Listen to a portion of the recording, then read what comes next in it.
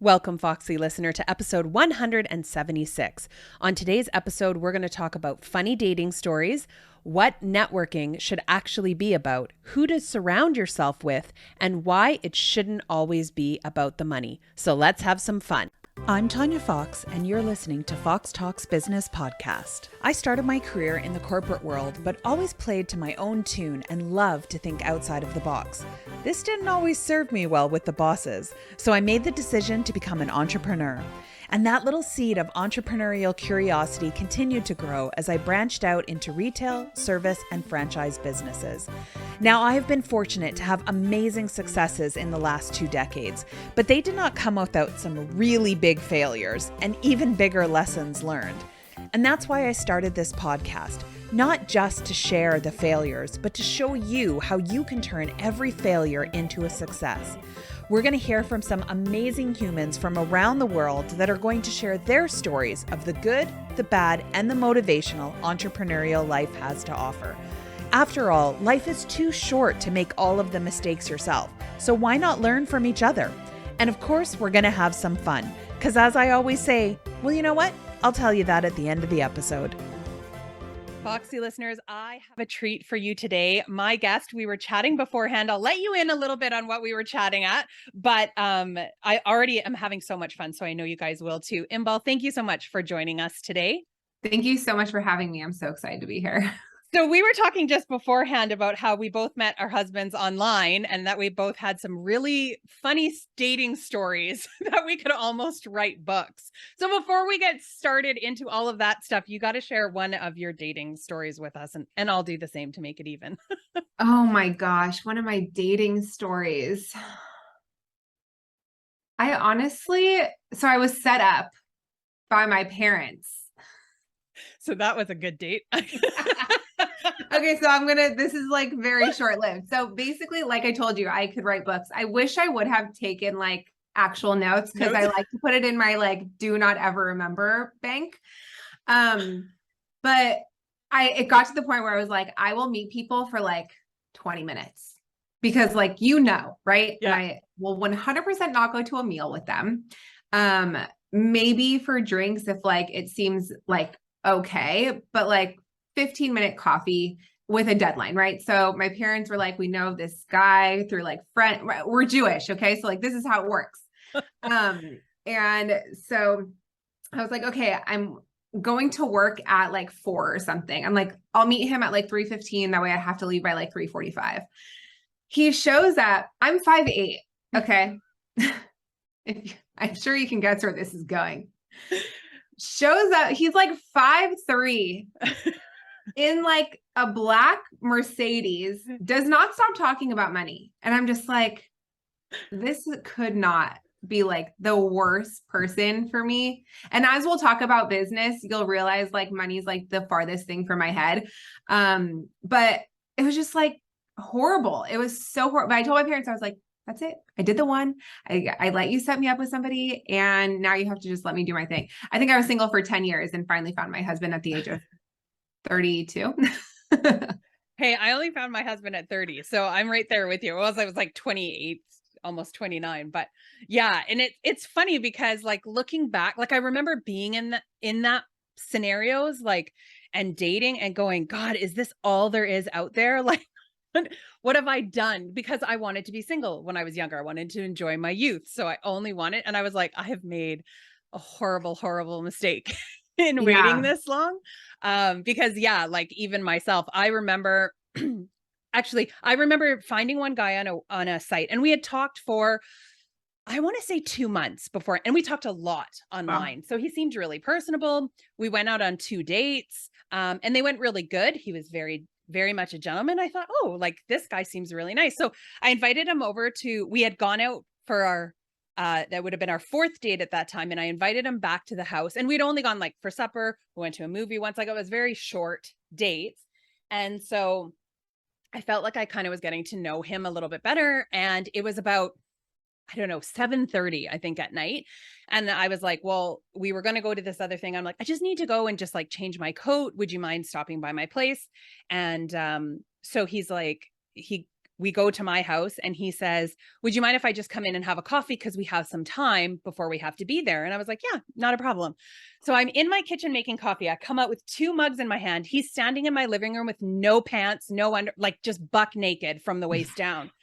And I'm like, what are you doing? And he's like, coffee. And he's like pointing at his junk and he's like, coffee. And I'm holding mugs and I'm like, coffee. I literally thought you meant coffee.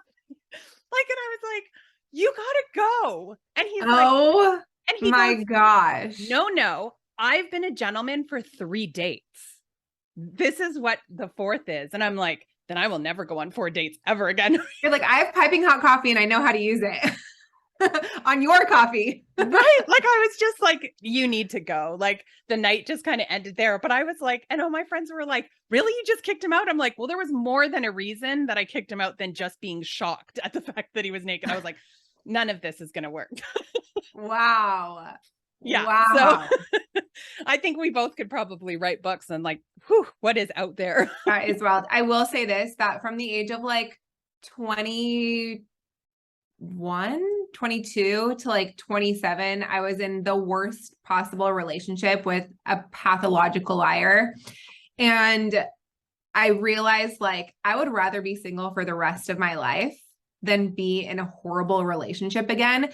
And so I think that's why I like put myself out there, but like was very quick to, no, this is not going to work. And like, I was very upfront about what I wanted. I know this is like one of the rabbit holes, but like, I will say this, that when I met my husband, we were dating officially for like 2 weeks, like not officially like 3 months.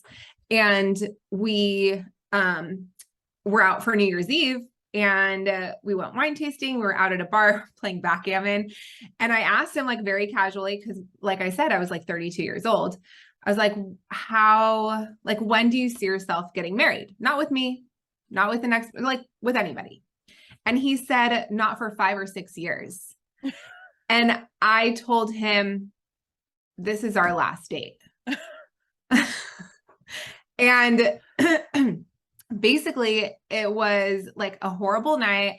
I was crying. He was crying. He was like, it was a stupid thing for me to say. Like he was an officer in the Marine Corps. He wanted to do special operations. And he was like, I've never actually really shared this. He basically, like he said, I don't want to leave a woman a widow. Like in his head, like that was kind of what was going to happen. And so I told him, I was like, first of all, like you can't go into something thinking you're going to die. Like that is not, don't go down that path, right? If like that is your, like, there's obviously a chance in life you can get hit by a car, but like, don't go to something that like really stops you from living your life.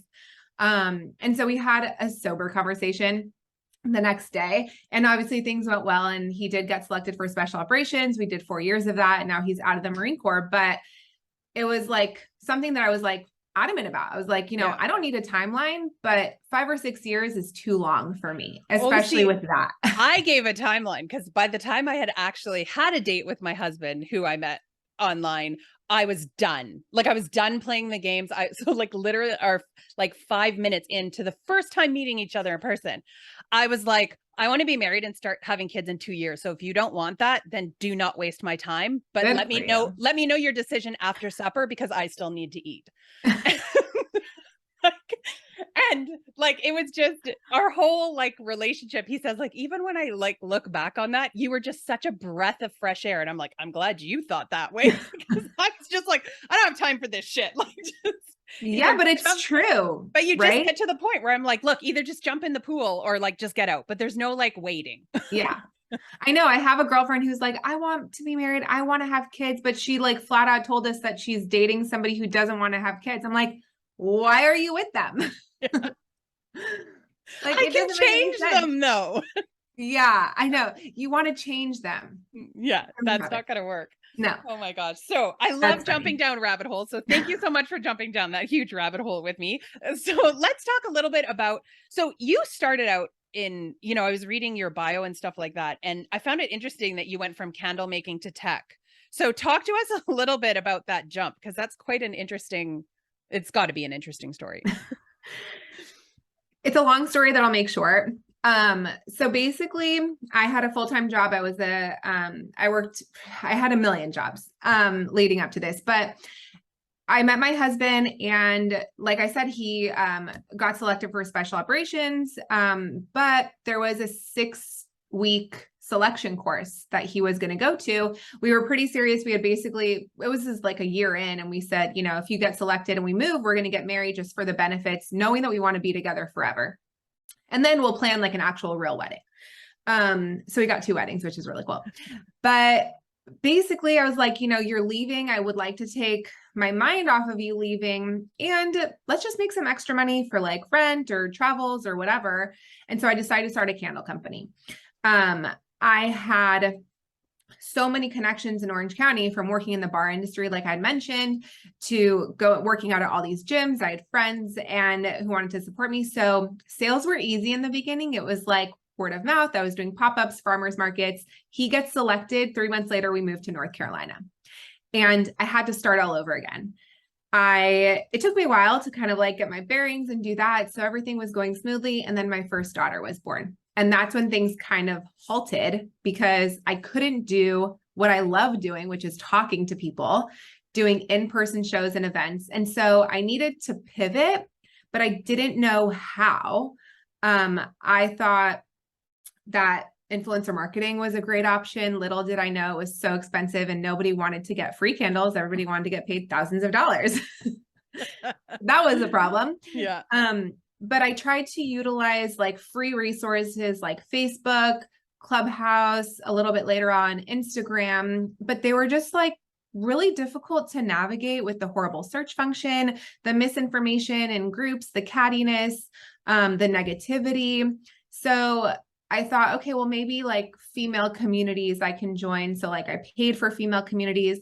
Long story short, there was nothing that was working for me, and I knew I wasn't alone. So I basically wanted to create a social networking platform, only positivity, only women, and really to help women build relationships in business to help them grow. It's pivoted a few times since then to where we are now, which is what I just explained. But I knew that I had to create something because there was nothing out there, and everybody was charging an arm and a leg. People told me, you have to charge so much for this platform. Like influencer marketing platforms are charging $500 a month. You have to charge that because you can utilize it as that as well. But I was like, I don't want to do that. Like, I don't want to be bundled into the same group. So it's a free resource. It's a free platform. It's a free social networking platform. Think like Facebook, LinkedIn, combined, only for women. And then we do workshops. So basically, candle maker to tech founder was the transition that I went to. It's been quite the journey. So what, like, I know you were saying that one of the things, you know, is that you were finding this, that, you know, you weren't finding a place that you could actually do some networking. How have you found networking really important, especially for women in business? Oh my gosh, it is the most important thing. I think that people have an idea of what networking is. And for them, it's more sales, more clients, more users, more clicks, more exposure. But networking is really building genuine relationships with people that will be there for you and genuinely support and talk about your business. That could lead to referrals. It could lead to brainstorming sessions that will skyrocket your business. It could be to coaching calls. It could be to you joining their mastermind. But it's so important to have people in your life that will support you. We all have girlfriends, guy friends who are amazing and wonderful, but they're not entrepreneurs. Mm-hmm. So they don't know what you're going through. Like for right now, I'm fundraising, and I went to a girls' dinner. We didn't talk about business at all. And in my head, I'm just like, fundraising, pitch, this, like, right? So it's nice to kind of step away from that. But then I can also talk to people that I've made connections with about fundraising. So having that group of women who, if you're having a rough day and you're kind of like talking about it on Instagram, for them to message you and be like, hey, do you need to vent? Do you want to hop on a call for 30 minutes? Because it seems like you need to vent. Yeah. Well, and I think so important. And I think we get I like that you described it that way, because I think that's a lot of people think networking is literally just going out and showing up, like just showing up in places, showing your face so that people can kind of be like, oh yeah, I know her, or, I kind of, I know that name, I recognize that name, but not realizing that sometimes that doesn't transition into anything. And I know that because I used to sit, I had a moment in my life where I was sitting on like 11 committees, and I was like, this is stupid.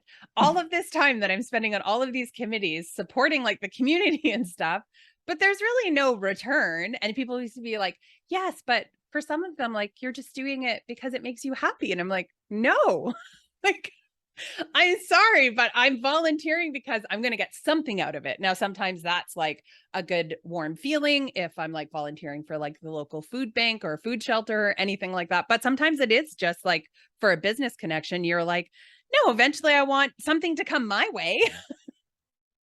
Yeah. And I think like I have my real estate broker's license. I have a brokerage. And so for me, networking in the beginning was like realtors, mortgage brokers, like, I mean, it was that industry, and people just selling, like, hi, what's your name? What do you do? The name tag thing. And it's just Yeah. like, there's so much more to that. And I realized that as I was building the platform, because we do weekly workshops. And so I was talking to these women to teach the workshops that I do. And I was like, every person is now like a friend of mine. And I realized how important it was to actually ask people about themselves and like hear their stories and share commonalities. And like genuinely care to where like I shout out people on Instagram all the time. I just love connecting people. I will like send connection emails like 5 a day because I'm like, oh, this person needs this. Like I know that person. And it speaks volumes, like the return that you get, how important connecting and networking and building those relationships are. And I think people need to hear that, because I think oftentimes, we get stuck right in the sometimes it's just in the worry of, I'm not hitting my target, or I need more sales. And other times it's that we forget that sometimes it's the little things that we don't realize. Like I just had somebody who contacted me yesterday that said, hey, I saw you a month ago and you gave me all of this advice on stuff that I could do, and I really want to thank you, and now I'm at a position where I'd really love to work with you. I had no idea what this person was talking about. Like, I'm like, that kind of seems like something I would say, but like it was, but I was truly, like you said, I decided to go to this event and not talk about anything I do. Like, I was like, I'm just going to just give as much advice if somebody asks for it. And otherwise I'm just going to learn about everybody else. Cause sometimes, we get stuck in that. We have that bad tendency of always being in a selling mode. Yeah, it's funny that you say that because so my platform when I first launched, I did have a paid, it was only paid, very small amount.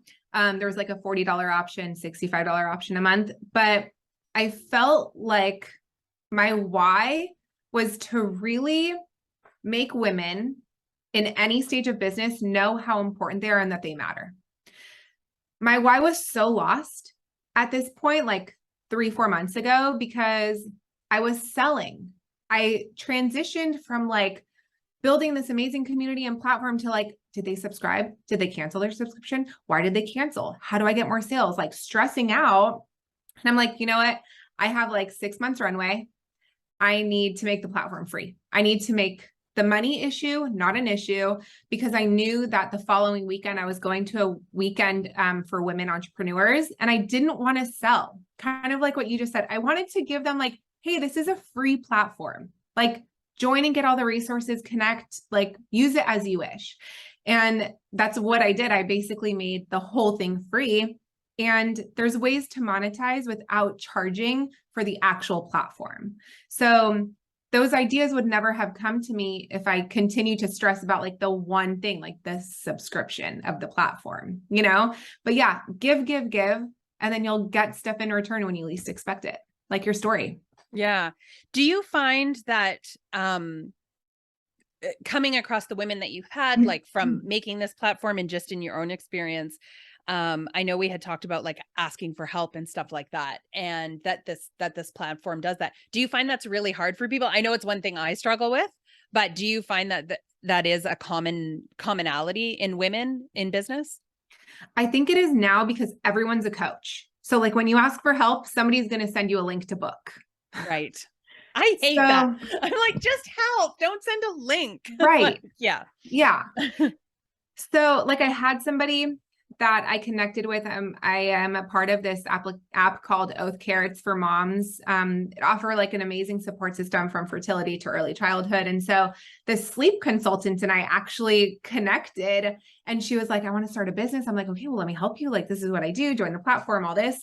And so she messaged me the other day. We talked for like 2 hours the first time.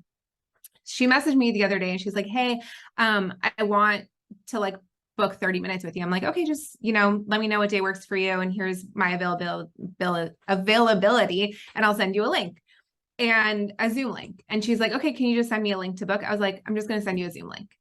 And she's like, I want to pay for your time. I'm like, dude, you took 15 minutes of my time. I answered like 5 of your questions within 15 minutes. You don't need to pay me for this. I'm not a coach. That's literally what I told her. But, sometimes I understand people need to charge for what they're providing. I 100% agree with that. But there's times where that's when you join communities like-minded collective or like a group of local entrepreneurs where you can build that relationship, where you can say like, hey, I'm having a really hard time.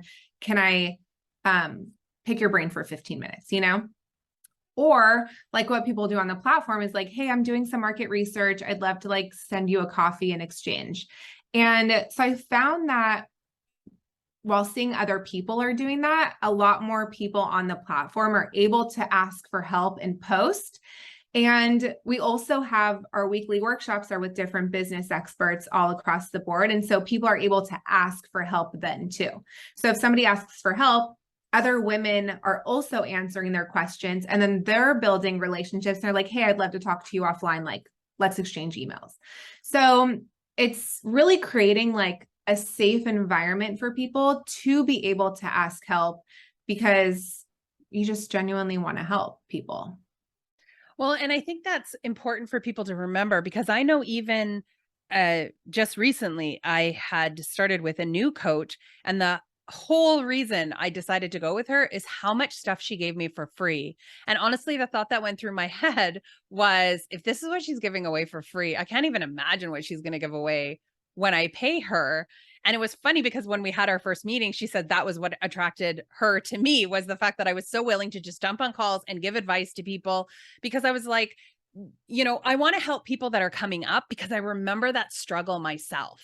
I remember being in business, feeling all alone, feeling like I had to have it all figured out, not having the money to be able to hire, like everybody talks about, all the books were like making 6 figures. I'm like, what about when you're not there? Like, what Yeah. about when you're not making that? And I realized that was my why I wanted to give stuff away, because I remembered being in that moment. And I think a lot of people are too scared, because we hear so much. People come out of the woodwork, we hear them more when they're like, oh, I've really made it. But you're like, but I'm still over here. Yeah, I know. And the thing is too, and I've had this conversation with so many people, that there's people who coach coaches that are telling them to charge what they're worth, right? Yeah. And 100%, I think people should, but there has to be, like I said before, there has to be that like building block, right? Because how are you going to differentiate yourself from other people? Like, you have to give value, and you have to show people what you can provide. Like, I have a girlfriend, Gabrielle, she's like incredible. She offers so much value. She's like, my DMs are always open, like message me, whatever. And that's what she does for everybody. And that's why she's able to charge what she charges, because she's built that trust and she provides so much value before selling anything. And like, she's genuine about it. So you're like, wow, she actually is like a great person. Yeah. And I think that's important. Like, I think that sometimes we forget that. Like, sometimes people tend to forget what it was like for other people that aren't at your spot, because I'm hoping that anybody who hires a coach always make sure they hire somebody who's at a point higher than what they are. And I have that conversation with some of my clients of going, if you're wanting to make like, $5 or $6 million, I'm not your coach, because I'm not there yet. So I don't know how the hell to tell you that. I'm still trying to figure that out. Right. But anything under that, I'm good to go. Let's go and chat. But I love what you said about, it's important to constantly make sure that you are giving back, because otherwise you turn, and this is so bad, I use this example way too much, but you almost turn into that Tupperware lady where people are like, oh my God, she's going to sell me something. Like the only reason she's coming here is because she's got a workshop, or she has like a new membership thing, or some new group or whatever. And then all of a sudden you become that person that they're trying to avoid, and you've lost everything then. It's totally the Tupperware lady. I feel so bad because I'm sure there's someone out there going, I sell Tupperware and I'm not picky, but it's just the only thing that comes to mind. Yeah, no, I mean, it's totally true. And I think like with the pandemic and everybody trying to do their own thing, and there's, like I said, like there's so many coaches, and a lot of them have the experience. Like a lot of them have like 15 plus years in marketing, and now like they're marketing coaches, or they own their own marketing agencies, and that's amazing. But there's some people who don't know what they're talking about, and they're being told that they should charge like $1,000 an hour. That's a huge extreme, but that's happening, you know? It's true. I remember because of being, I used to start it in the financial industry, and I can't tell you, like as an accountant, and and I can't tell you how many people would be like, oh, my bookkeeper. And I'd be like, well, what experience do they have? Well, they used to work in this company in accounts receivable. I'm like, that doesn't make them a freaking bookkeeper. That makes them somebody who works. That's a secretary. That's like a nurse walking around, like saying that she's a brain surgeon, and you being like, okay, go ahead. Like, just do the surgery. And she's like, I've seen it a couple of times. Yeah. Yeah. No, I mean, it's wild. And the thing is, like, there's places for that, and there's, but I think that until you do the work, and until you like get the testimonials and you help people for free or at a really low cost, you need to build up to that. Right. And so the issue that they're having though is that they're in all these communities and groups and Facebook and all this, where everybody is commenting on other people's posts like, hey, I can help you. Hey, I can help you. Hey, I can help you. So they have to like sell, right? Where like somebody posted it somewhere like, oh, I own a eyelash boutique, and like I'm having a really hard time. Would love any insight on like how to get new clients. And so everybody posted. And so I just said like, hey, if you ever just want to hop on a Zoom call, let me know, and we can just chat. I'm not a coach. I'm just a fellow female founder. And she responded to me. And if I was a coach, right, I could have just like given her the advice and kind of like continued that relationship, and then eventually said like, hey, I'm doing this or whatever. But you offer help first, and then you lead into something like that, like that's kind of what I'm doing with the platform now, where it's completely free. The platform will always be free, but I'm going to charge for certain aspects of like the education starting in January. So I'm building a group of women that get so much value from the workshops, that are building actual relationships, podcast exchanges, collaborations, like actual friendships, like people have met in real life. And they're going to utilize that and know how important it is to maybe get a subscription, So it's just about offering and giving and providing yourself and your services, which I know take time. And some people are like, I need money now. Yeah. But that's when you kind of like work towards like a small ticket item that kind of goes into like a medium ticket, larger ticket, one-on-one, that whole thing. But yeah, it's crazy what's out there.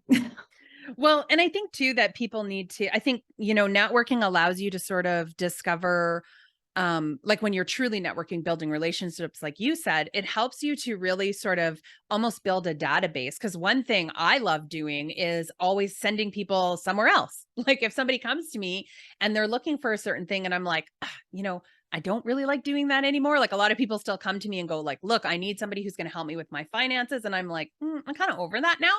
But I have like my list of people who I love, who I know are really good at their job, and I send it. And I've had a couple of people that have said like, why do you always send people away? And I go, but they always come back. Like that's the one thing I discovered having a retail store. If I don't have something and I send them somewhere else, they're going to come to me first, because they know if I can't help them, that they're not going to have to do the legwork. I'll be able to kind of shortly do it for them, but it's not going to cost them anything. Like you said, there's so many networking groups. Like we had one in town. I'm in a small city where maybe around 20,000. And this one group, it was over $700 a month. And it was like just people here in town. I was like, that's Wow. ridiculous. And you had to attend so many meetings. The meetings were at 6:00 in the morning. You had to take so many trains. Like I was like, that's way too many rules. If I'm giving you $700 a month, I'm doing nothing. Yeah. Nothing. I'm going to show up to the breakfast when I want to show up to the breakfast. But it was like, if you miss so many meetings and you don't have a representative at that meeting for you, then you get kicked out. And I was like, oh my God, this is crazy to me. So when I was reading about yours, I was like, oh, free and I can come when I want. That works really good. Because then and if you can't make it, you get the recordings. Right.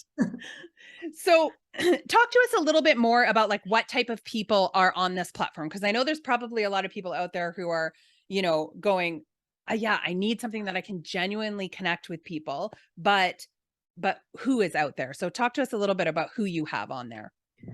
So it's just women. I think there's like 3 men on there. But my goal was really like the conversations that women have when men are not around are just different. And that was my goal. Men can go on the platform, I don't market to men, but women.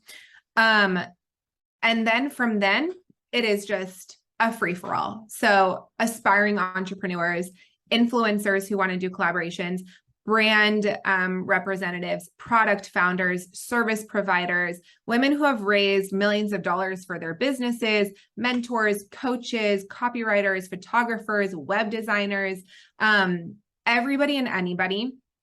I have 2 rules. You have to be positive. There's no negativity whatsoever, and no MLM.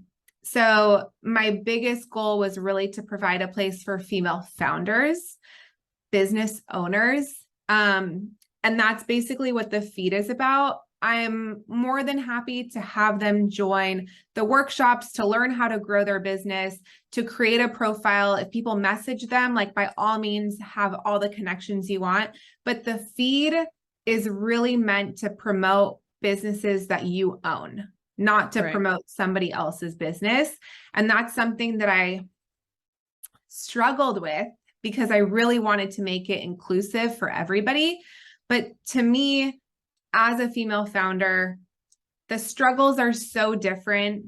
You're not losing sleep over content creation. There is information that's coming to you.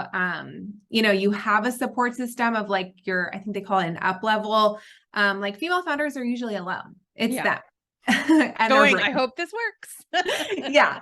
And so that's kind of my rule. I have like a little pop-up that pops up before you sign up, like, hey, these are kind of the stipulations. If you accept, please sign up. If you can't, no hard feelings. But that's basically the people, women founders. I have aspiring entrepreneurs on there, and influencers for collaborations and things like that. So for you, when you think back to, sort of your path in coming up and even owning your own business and doing this, what is one thing that you can think of that you wish you would have known beforehand that might have changed your trajectory a little bit? Oh my gosh. So many things. My biggest struggle, not being a tech founder, was my developer. I went through 4 different developers, 8 different launch delays. I came up with the idea for November 2019, and I launched beta November 2021. My husband deployed when my daughter was 6 months old, and I moved in with my parents March of 2020. So I started to build it out then. And I thought, oh, by the time my husband comes back after 6 months, I'm going to have a business already. It's going to be launched and everything's going to be great. It took like a year and a half after that to get it going. So really knowing what I was talking about as far as development was one thing that I wish I knew. But aside from that, like something more relatable was I wish I would have honed in on my why, my messaging, my value propositions. I hired a branding agency after setting up like all my financials and legal. Hired a branding agency. And they were talking about value propositions. I didn't even know what they were talking about. I'm like, what are value propositions? He's like trying to explain it to me. I'm just like so lost. So now I wish I would have hired a copywriter first. I always say like hire a coach, but I don't have one. and I survived. And I think kind of going back to our conversation earlier, it's really hard to like pick somebody that you're going to invest a lot of money in without knowing the business at all and what to look out for. So in my opinion, a copywriter, I wish that I would have known that I can hire a VA instead of a social media agency and like a branding agency. Like I didn't need to fly off the handle right off the bat. I wish I would have known that I can hire people strategically. And I think if I would have known that I had 2 years to build it instead of what I thought was going to be 6 months, I think I would have taken more time, or maybe not even started. So who knows? It may be a good thing. Yeah. Well, and I think that's I'm glad that you brought that up because I think a lot of people think they have to go, all in, all right away, or it doesn't work. And I remember, kind of going, okay, well, like I remember when I first started going, like, money is an issue. I really can't afford to pay like somebody full like time hours. And I was like trying to figure it out. And I actually went to mums. And I was like, I found some moms and, whose kids were like going into kindergarten. And then I was like, when they're in kindergarten, do you want to come and work? And then I got them to do the stuff that I didn't want to do, like filing or sending emails out and all that other stuff. And so for me, it was like figuring that out that I was like, oh, this is great. I just need somebody who can fill this small amount of time that I need them for. And it worked really great. So coming up with, some of those different ideas for business owners can really be helpful because I think a lot of times they just try to jump in because again, they're seeing the people who are like, oh, I have a VA and a social media manager and all this other stuff. And they think I need that too, or I'm not going to be successful. Right. Well, I mean, it goes even further than that, right? Like with my candle company, I think we invested $2,000 and then I was cash flow positive after a month. And that was never an issue. But with tech, it's so different, right? And especially with like service providers and coaches, like it takes time to build clientele, income. And so the money that you have is precious. But I also had this thought where it was like, okay, well, I'm a tech company. So like I need, my grandma invested. She's so sweet.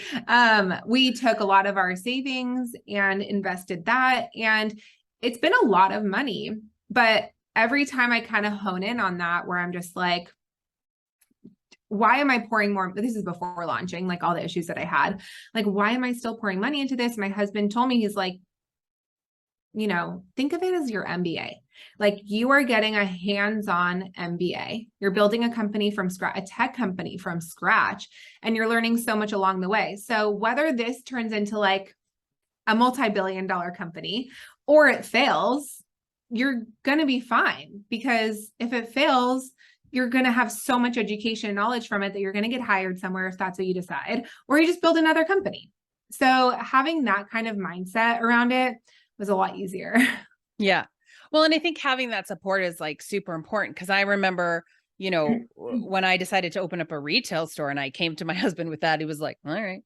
Like he was just like, whatever. But he was so used to me being like, let's do this and let's do that. And, and then after 5 years, I kind of came to him one day and went, I don't really want to do this anymore. And he was like, why? What's going on? I'm like, I really don't like people anymore. Like I am not built to be in a retail like front line. And I don't know if I really want to deal with like more employees than what I already have right now. And he was like, so close. And I was like, oh, okay. But that was hard for me, right? Because I was like, no, like I still had that mentality of like, I still have the first business I ever started. Like, you don't just do that. Can I just do that? Can I just close? Can I just go, this isn't for me anymore and move on? Like, don't I have to go bankrupt or doesn't like sell or, and he's like, no, you love crafting. Just package everything up and put it in the basement. I was like, all right. Right. But I think for me, that helped me to realize that sometimes we get so stuck in feeling like we have to have it all figured out. Like we have to know what we want to be when we grow up. And as I love my dad for that, because he always said, at like 65, he was like, I still don't know what I want to be when I grow up. Like, just do whatever you want to do. And then he's like, grow up when you die. You don't have to grow up right now. And I was like, okay, that's more fun. Yeah, it's so true. I've always told this to people, like my husband, when he got out of the Marine Corps, he was like, I want to get my MBA. And I was like, okay, he applied to like all these schools. He's so smart. He got his degree in biology, but he's one of those people that like in undergrad, he had a horrible GPA. and he wasn't like into what he was doing. But when he was in the Marine Corps, he aced everything. He got selected. He was like the top 1%. And so going into his MBA, he got denied from 99% of the schools he applied to. And it turned out for the best because he's working for an incredible company now. But I always told him, and then he signed up for an online MBA up north. So everything is online, but he's like, I just don't have time. And I'm like, listen, just stop. Like, school is not going anywhere, right? Like, you can always re-enroll. And same thing goes with business. Like, you closed your store, you can always open it up again if it's something that you don't want. Like my candle company, I still make candles. I don't market it. I don't promote it, but people still order. And I had a subscription. I canceled the subscription. I was like, it's there. I have a candle set up in my house. Like, I can do this. If I decide to shut it down, I can shut it down. If I decide to kind of bring it up, there's no pressure. And I think when you release that pressure, and we're very fortunate to have supportive husbands, and we have that, like, I don't want to say approval, but it's like that cushion, right? Yeah. You're like, thank you for being my cushion. Where it makes things a little easier, where you're like, I don't want to do this anymore, but like, I just need somebody to be like, don't do it. Yeah. To make it better. Right. Yeah. So yeah, but things are always going to be there. You can always fall back. Well, and I think it's like, sometimes you just never know. Like, when I think back to like even the podcast, when I started it, it was literally the first episode launched the day I closed the store, because I wanted something like, and when I closed the store, my dog always came to work with me, and she was like a fan favorite. So I made that was my last day, was a retirement party for the dog. The dog decided to retire from security. And so we had to close the store, and blame it on the dog. Yeah. Which she got so many damn gifts. It was unbelievable. Like, she got a whole house, like a dog house given to her. I was like, this never would have happened if I would have said that I was just deciding to leave. But so I decided to launch it that day. And I remember telling my husband, I'm going to start a podcast. And he was like, I don't know what that is. And I'm like, it's like talking. And he's like, go, you'll be so successful. It's like, okay. But I remember first getting into it in like the first 3 months and going like, this is stupid. I'm not going to do this anymore. And he was like, you're not allowed to give up. Like, you have to at least, like, you have to pass where they say everybody quits, at least past that point. Mm-hmm. And, now I'm going into my sixth season actually now. So I always say to people, like, just try. If there's something that you're interested, just try, because you never know when all of a sudden you sort of hit that hurdle and you realize this is a really good passion. And it really gives me more than what it does anybody else, I have to truly say. I know. Well, it's funny you say that, because that's what the platform is for me too. I was doing one workshop a month. And after the second month, I was like, I need more. Yeah. So now it's weekly. And like, I need that, I need that connection with women. I need to talk to women. I need to like hear about their businesses. I need to learn from these experts. So yeah, it was a very selfish decision on my end that like benefits everybody, but benefits me first. And so, but it's easy because I am my target market. Like, you are your target market, yeah. Right? So like, you're providing information to people who are going to utilize it and gain from it. So it's easy. I love that. So where are all the places that people can find you, can find the platform, if they're sitting here just feeling like there's a connection with you that they just have to do something about? So the website is likemindedcollective.com, and Instagram is like.minded.collective. And then all my links are in there, from like LinkedIn, Twitter, TikTok, which I'm kind of tracking my fundraising journey, which has been really fun. And yeah, sign up. It's free. If you have any business questions, like I said, I'm not a coach. I will answer all your questions in DMs and voice messages and kind of help you as much as I can. But the community really is incredible. So I would love for everybody to join. So just before we let you go, and thank you so much for your time, but just before we let you go, what is the best advice or the best quote that you can give our listeners? Oh my gosh, let me think about this one for a second. There is a quote where it says, I butcher stuff like this, like I'm horrible at jokes, end quotes. But the gist is, you don't ever fail, you learn, right? So you fall, you get up, and you get back at it. So that's a quote. You never fail, you fall.